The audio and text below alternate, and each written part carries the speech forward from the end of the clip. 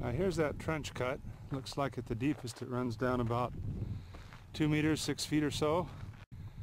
Robin's explained that the hills here, both sides of the valley, show promise for placer gold.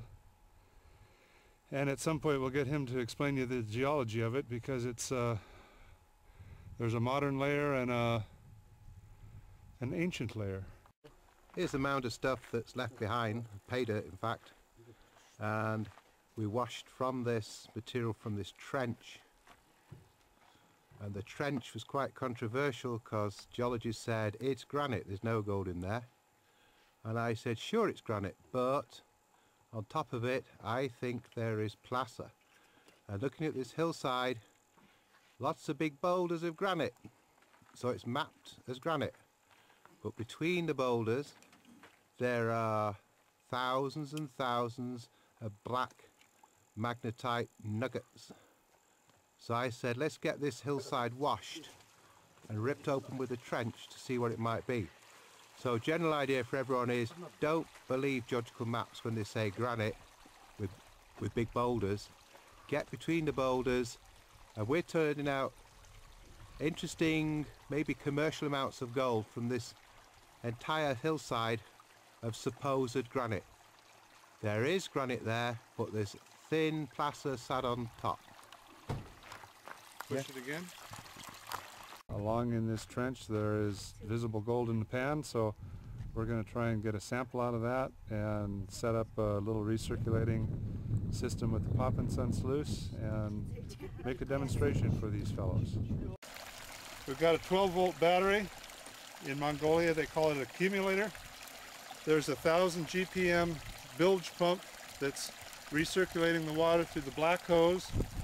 There's a valve at the top which is full open, and then also at the top is a distributor, or a little distributor pipe with 3/4 inch holes drilled in the bottom to get a fairly even flow of water with very little air in it. Now the last thing I'm going to do is put the dampener on, that will be a sheet of plastic over the top of all this, so that it evens out the flow a little bit, but more importantly that it sinks the floating gold, because with fine gold a lot of it floats and we want it to sink and get caught down in the ripples.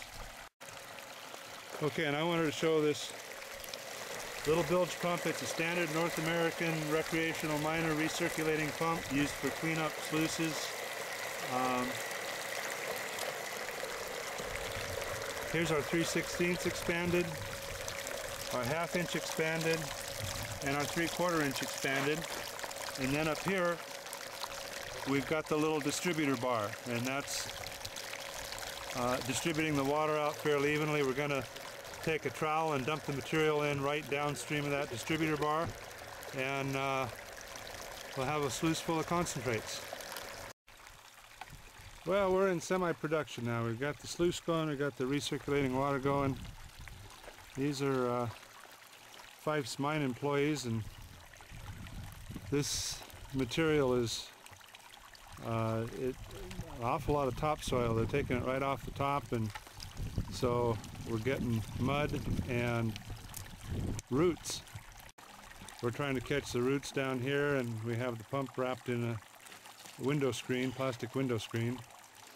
But for the most part it's working pretty well. There's some real fine silty mud getting down in through the pump, but I guess you can't really prevent that. We've got our dampener going up here, and every once in a while we got to pick the dampener up and clean out from under it.